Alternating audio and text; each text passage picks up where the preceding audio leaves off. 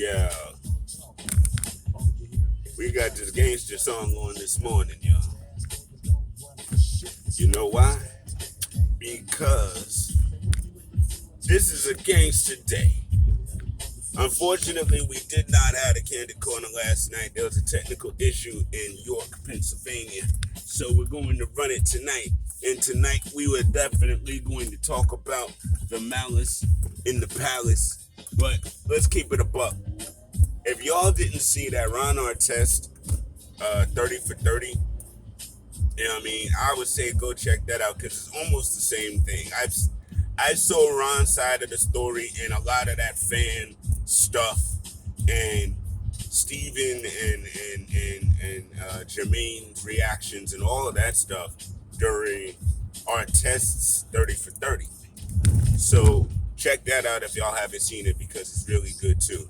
And it speaks a lot to, you know, where Ron is from and what he was going through in the neighborhood and all that, you know what I mean, at that time. And, you know, even getting into the league. So it really gives another really great perspective. So check that out when y'all get a chance.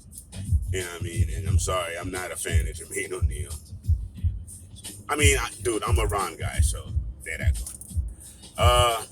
But what I wanted to talk about really quickly, I want to give a wonderful congratulatory shout out to A. Pacheco, Ariel, because number one, Ariel did this really fantastic thread. And if you guys are on Twitter, go check this thread out, man.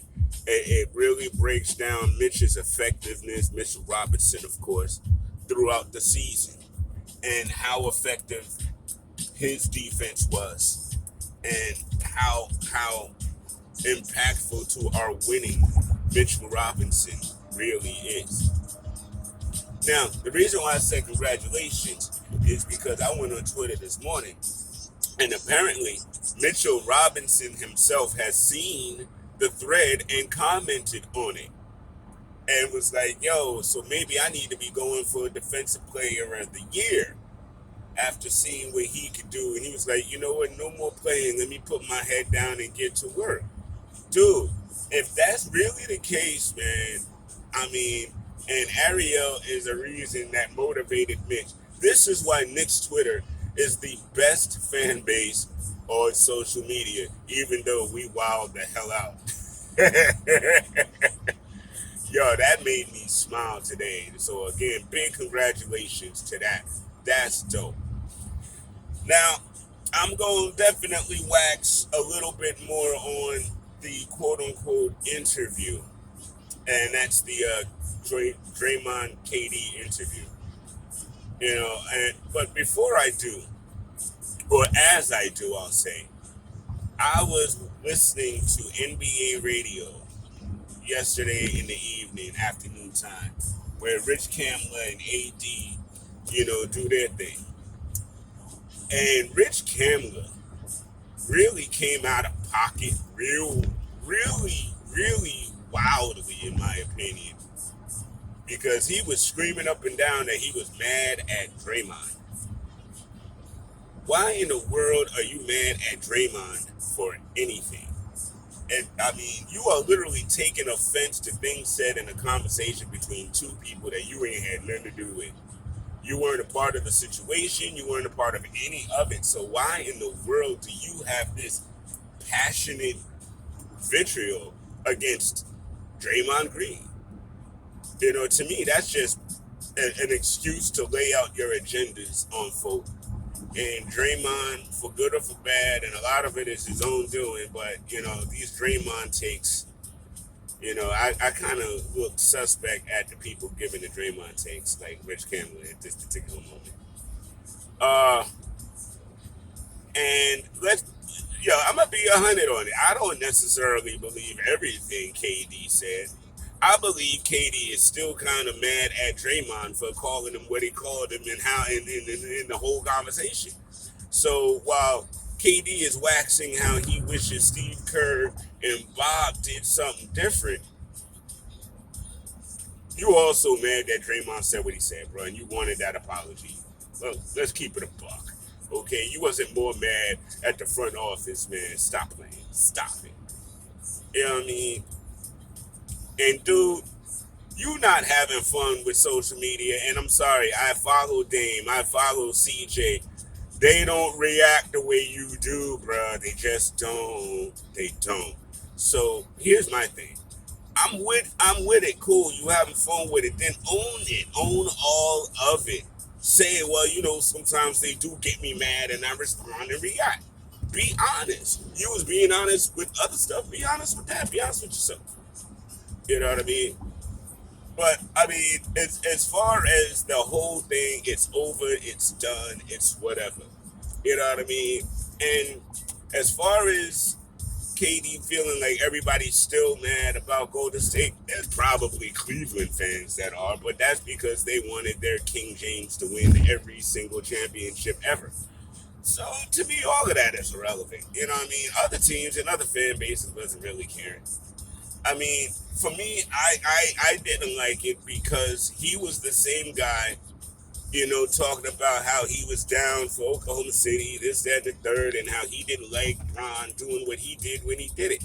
So when you say things like that and you put that energy out in the world, and then you go and do exactly what you just said was whack, you're gonna get looked at funny. But no, own it.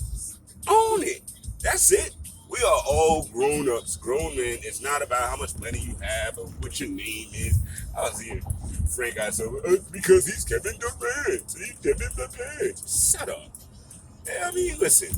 I'm sorry. In my crazy universe, you know what I mean? I don't really care about names. I've met a lot of famous people, and I've never really pushed the stuff that I was working on off on them. You know what I mean? Again, I feel a ways doing that. You know what I mean? They not here for that, so I'm not here to push myself on them.